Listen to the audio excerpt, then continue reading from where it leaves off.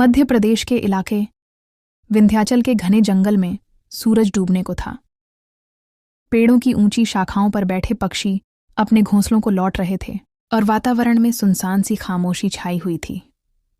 जंगल के बीचों बीच एक पुराना विशाल पीपल का पेड़ था। उसके नीचे एक झोपड़ी के बराबर घास का टुकड़ा बिछा हुआ था, जहां एक जवान और खूबसूरत लड़की कविता वर्षों से अकेली रहती थी। कविता की जिंदगी अजीब थी। वह गांव से दूर, लोगों से अलग थलग, जंगल में अपनी ही दुनिया बसाए बैठी थी। उसकी साड़ी पुरानी और जगह जगह से फटी हुई थी। कपड़े लाल मगर झुलस चुके और पुराने थे। चेहरे पर थकान के बावजूद उसकी आंखों में अद्भुत आकर्षण था। बड़ी बड़ी आंखों में उदासी के साथ एक जादुई चमक छिपी हुई थी। उसकी कमर पतली और सारा हुस्न जवानी से भरा हुआ था। उसी शाम जंगल के रास्ते पर एक बुजुर्ग हकीम मोहनलाल आ रहे थे। उनके कंधे पर एक थैला था जिसमें जड़ी बूटियां और पुराने इलाज के औजार रखे थे। वह जंगल में दवाइयों की तलाश में अक्सर आते रहते थे। जब कविता ने मोहनलाल को देखा तो उसकी आंखों में एक चमक आ गई। वह कई वर्षों से अकेली थी। कोई बात करने वाला नहीं था, कोई सहारा नहीं था।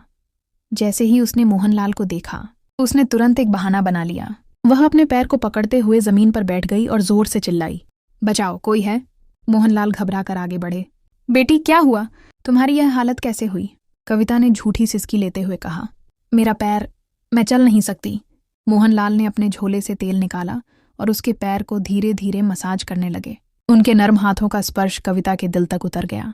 उसने नीमी आंखों से हकीम को देखते हुए दिल ही दिल में कहा, कितने नेक और मासूम हैं, लेकिन यह समझ नहीं पाएंगे कि मेरा दर्द कुछ और है।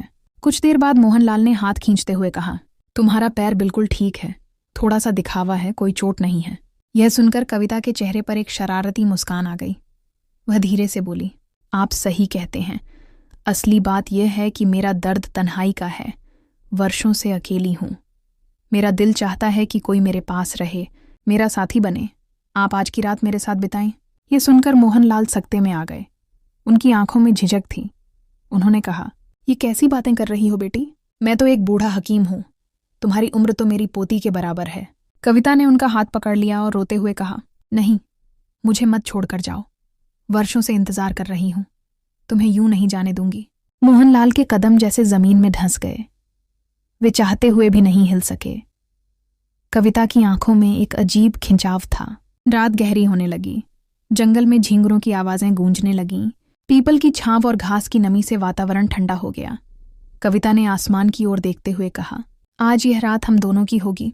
तुम जाओगे तो फिर कभी नहीं मिल पाऊंगी। मोहनलाल थककर घास पर बैठ गए। कुछ ही पल में नींद ने उन पर हावी होना शुरू किया, मगर कविता जागती रही। उसने अपने दिल में कई योजनाएं बंध ली थीं। सुबह जब मोहनलाल जाने लगे तो कविता दौड़कर उनके सामने आ गई। उसकी आंखों में नमी थी। कहाँ जा रहे हो? क्या मेरा चेहरा कुछ नहीं कहता? मोहनलाल ने कोशिश की कि उसे नजरअंदाज करें, मगर दिल की कमजोरी उन्हें रोक देती। वे एक कदम आगे बढ़ते तो कविता का स्पर्श उन्हें पीछे खींच लेता। कविता ने जंगल के अंदर एक पुरानी झोपड़ी दिखाते हुए कहा, यहाँ मेरा सब कुछ छुपा है। आओ, मैं तुम्हें सच बताती हूँ। झोपड़ी के अंदर जाते ही कविता के आंसू बहने लगे। उसने कांपती आवाज में कहा, क्या तुम पहचानते नहीं? मैं ही वह औरत हूँ, तुम्हारी पत्नी, जो वर्षों पहले तुम्हें छोड़कर चली गई थी। मोहनलाल पर जैसे बिजली गिर गई। उनके होंठ कांप गए। यह सब सच है? कविता सिसकते हुए बोली, हाँ, यह मैं ही हूं। उस दिन तुम्हें छोड़ना मेरी सबसे बड़ी गलती थी। सब्र नहीं हो सका तो आज यह बहाने किए, तुम्हें पहचानने पर मजबूर किया। मोहनलाल की आंखें नम हो गईं। उन्होंने कविता को सीने से लगा लिया। वर्षों की जुदाई, जंगल की तन्हाई, सब पल भर में खत्म हो गए। विंध्याचल के जंगल में पुराने पीपल के पेड़ के नीचे वे दोनों पति और पत्नी वर्षों बाद फिर से एक हो गए और इस बार तय कर लिया कि अब कभी एक दूसरे को नहीं छोड़ेंगे।